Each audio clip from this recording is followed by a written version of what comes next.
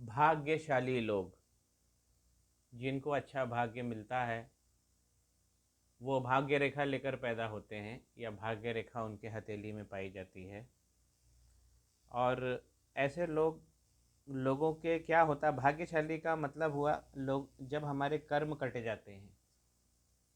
कर्म कट जाते हैं मतलब हमको ज़्यादा देर कर्म नहीं करना है, बहुत सारे काम नहीं करना है, कुछ हमको चुनिंदा काम करना है, ये भाग्य रेखा बता देती है। हमें पढ़ाई करना है, एक अच्छी नौकरी मिल जाएगी, हमारा जीवन सेटल हो जाएगा, ये भाग्य हो गया। अभाग्य क्या हुआ कि हमको नौकरी भी हमारी पढ़ाई भी ठीक नहीं हो पाई, नौकरी के लिए भी तरसते रह गए, 15 साल संघर्ष हो गया, बाद में कहीं जम नहीं पाए, बिजनेस किया। तो ये सब जो भंवर है, इन सब से बचाती है भाग्य रेखा। आज हम बात करेंगे मित्रों भाग्य रेखा की। अब भाग्य रेखा किस प्रकार से, किस किस तरीके से हो सकती है, ये तो बहुत सारे तरीके हैं, थोड़ा सा हम उसको पहले डिफाइन कर लेते हैं। यहाँ से लिख ली है ये, केतु और चंद्र पर्वत को टच करके लिख ली है। केतु पर्वत से भी निकल सकती है, चंद्र पर्वत से भी निकल सकती है, शुक्र पर्वत से भी निकल सकती है, आउटर मंगल से भी निकल सकती है, बुध से निकल सकती है, सूर्य से निकल सकती है, गुरु से निकल सकती है, मंगल से निकल सकती है। तो इतने तरीके से भाग्य रेखा है, निकल सकती है। जब सीधी दौड़ेगी, अब जैसे जो चंद्र पर्वत की अच्छी कही गई, इसी को ले लेते हैं। चंद्र पर्वत से जो निकली हुई है, यह हमें मान सम्मान दिलाएगी, खूबसूरत पत्नी दिलाएगी, ऑपोजिट सेक्स से अच्छे संबंध बनवाएगी और व्यावसायिक संबंध भी बनेंगे, बिजनेस भी होगा और उसमें पार्टनरशिप भी मिलेगी महिलाओं की। तो ये महिलाओं से भी फ़ायदा दिखाती हैं, उनकी तरफ से लाभ उस भाव में।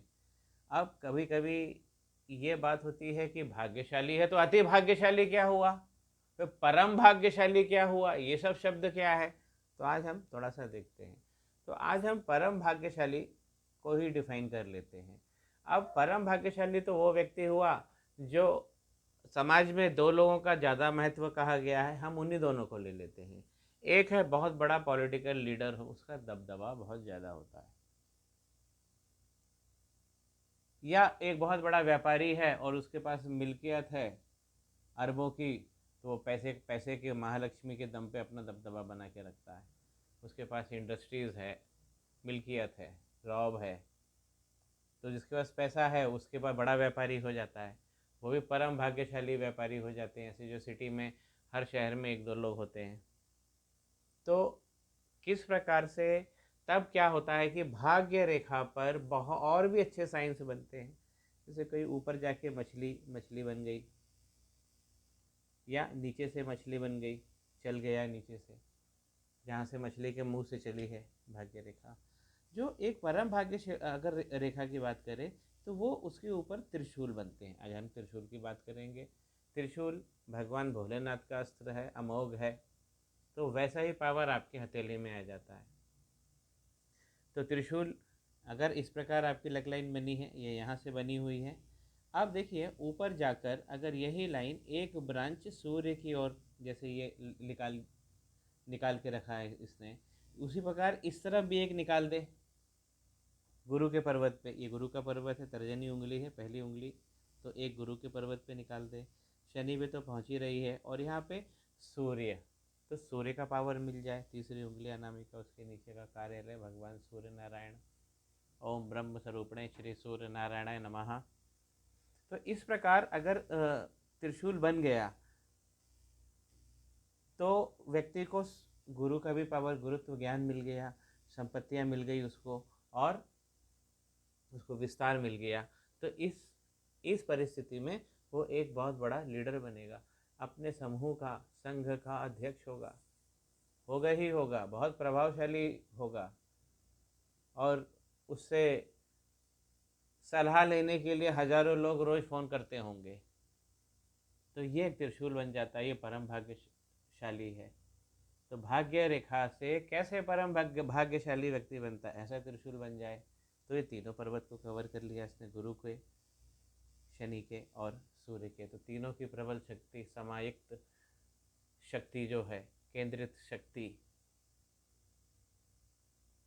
ये व्यक्ति को बहुत ऊर्जावान बनाती है और व्यक्ति को पार्लियामेंट और गवर्नर और प्रधानमंत्री, राष्ट्रपति तक ले जाती है। बहुत प्रभावशाली रेखा है। उसी प्रकार यदि एक अच्छी आपके पास भाग्य रेखा है और आप देखिए सूर्य लाइन थोड़ी लंबी होकर यहाँ तक आ जाए, इससे टच कर जाए इस भाग्य रेखा से जो शनि पर्वत पे पहुँच रही है चंद्र पर्वत से निकलकर, और यहाँ पे भी एक जो जैसे ये बिजनेस की लाइन बनी हुई है, देखिए यहाँ पे जो ट्रायंगल की नीचे वाली लाइन होती है, इस तरीके से एक तीसरी लाइन निकल जाए और वो बुध के पर्वत पे चले जाए। बौद्धिक विकास, बौद्धिक बुद्धि, व्यापारिक बुद्धि, एटीएम बुद्धि, धन बनाने की बुद्धि, थोड़े से पैसों को ज़्यादा करने की बुद्धि, ये सब हमें बुध देते हैं। शुभ लाभ के संकेतक भी होते हैं, लाते भी हैं। तो ये बुध का पर्वत है। तो जब इस प्रकार से 3 रेखा निकली है जिसने शनि पर्वत को टच तो किया ही था पहले, और उसी में से सूर्य रेखा भी लंबी निकल के यहाँ टच कर जाए तो सूर्य का पावर मिल गया, और यहाँ पे आपको धन लक्ष्मी, महालक्ष्मी, नारायण भगवान की आपको कृपा मिल गई। तो इस कंडीशन में ये भी एक त्रिशूल बना, ये भी एक त्रिशूल बना। तो जब ये त्रिशूल बना तो इस प्रकार का त्रिशूल जो बना, ये बनाता है एक बड़ा एंटरप्रेन्योर, बड़ा उद्योगपति, उद्यमी जो बड़ी बड़ी फैक्ट्री लगाता है, विस्तार करता है, क्योंकि शनि का पावर मिला, सूर्य का पावर मिला, महालक्ष्मी का पावर मिला। तो ये हो गया परम भाग्यशाली हाथ।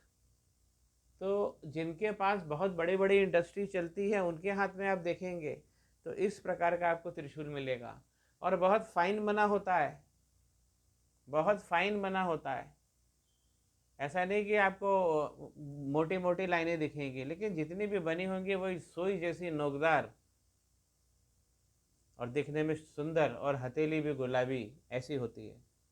तो ये रहे 2 परम भाग्यशाली। जो व्यक्ति अगर कहीं सेटल होना चाहता है जीवन में इस पृथ्वी पर, तो या तो वो बड़ा नेता बनना चाहता है या बड़ा व्यापारी, अगर आपको दबदबा कायम करना है समाज में, तो नाम कमाना है।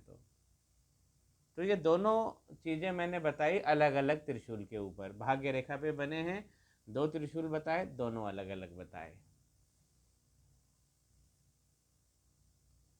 मित्रों, आपको जानकारी पसंद आई होगी। आप देख रहे हैं चैनल पाम ब्लॉग। इस पे जीवन, ज्योतिष और अध्यात्म तीनों का मिश्रण कर अमृत की प्रस्तुति कराई जाती है, ताकि जीवन में कार्यकुशलता सुनिश्चित हो। मेरे चैनल को सब्सक्राइब करते जाना मित्रों। श्री गणेशाय नमः। माँ सरस्वती नमस्तुभ्यम।